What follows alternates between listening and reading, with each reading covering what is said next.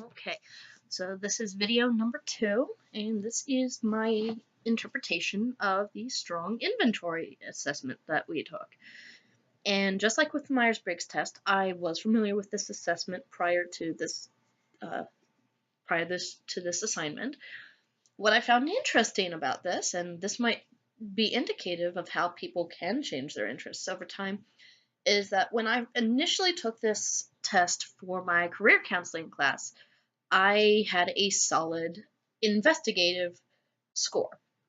My Holland score the first time was very clearly I, which was very unusual.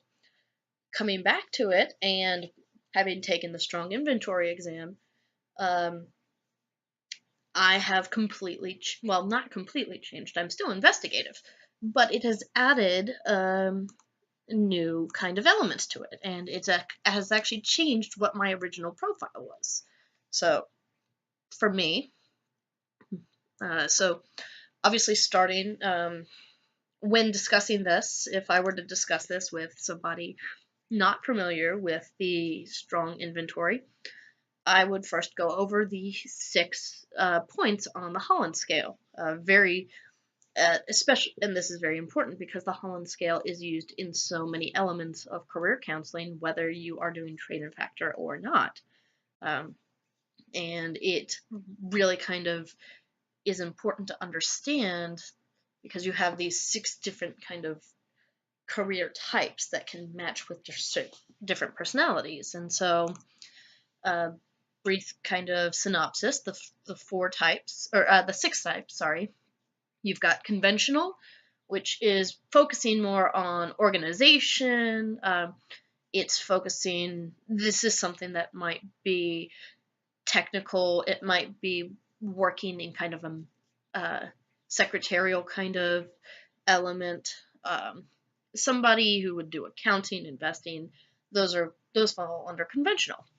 You have investigative, which was what I originally was marked as, and this is your science, your medicine, your research. Somebody who really likes to do hands-on, who's strong with mathematics, is very more independent than working in a group. Enterprising, which would be managerial elements, business, being really connected to politics, being a strong leader, wanting to be the driving force behind things. That would kind of fall under the enterprising category. Social, working more closely with people. This might be teaching, might be more counseling, might be training employees. People who fall under the social category might be more comfortable working in groups rather than necessarily leading or being on their own. Realistic, this is very much more, this is the person who likes to work hands-on. This is the person who likes to build, who likes to uh, use tools, who, this is also technical work, but this is more like working directly to repair a computer or doing outside work like landscaping. And then artistic, this is somebody who would be more focused on like music or self-expression or any kind of more creative talent. So as someone who, if I was explaining that to somebody, I would break it down in those 6 ways. To me, it's fairly clear. It is what it is. But as I was saying before, this time around, I didn't actually just get a singular score. I actually got a typical 3-letter score for the Holland score, and for me, my score ended up becoming a CIE theme code. So this means that my highest themes were conventional, investigative, and enterprising. And I think that that's really particularly fascinating because within the past year, I have shifted my perception of what I enjoy and what I am capable of. And I think that this score actually reflects that change in perception. Previously, I was very, very heavily into research is my strength. Research is what I like to do. But with recent kind of revelations about what I'm talented at, uh, pardon me,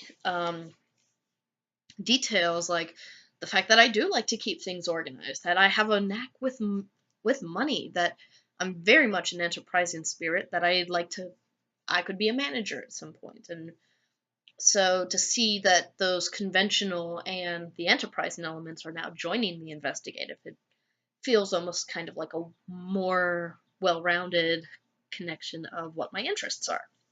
And so um, now, of course, the strong inventory is it's not necessarily something to match you to a specific job.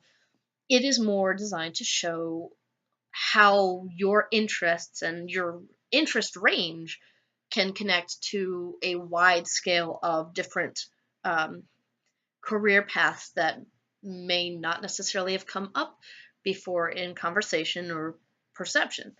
The first time I took this, the top profession that was recommended based off of my interest level was engineer, which I had never considered that when I took this test. Again, this time around, it's changed slightly, which is good. It means my career paths have widened, that my perception of what I like to do has widened. Even my general interests have changed slightly, so it opens up new ideas. Um, Looking at the interest level in my scores, for the most part, most of my interest levels, particularly my top three, were very, very, very high, with the smallest one being, or the lowest one being, realistic, and very soon followed by artistic, um, which makes sense. I do enjoy artistry and whatnot, but not really what I would want to do. Um, Based off of the information that I put in, my top 5 interest areas would be research, science, which those two didn't really surprise me. Those are things that I am strong in.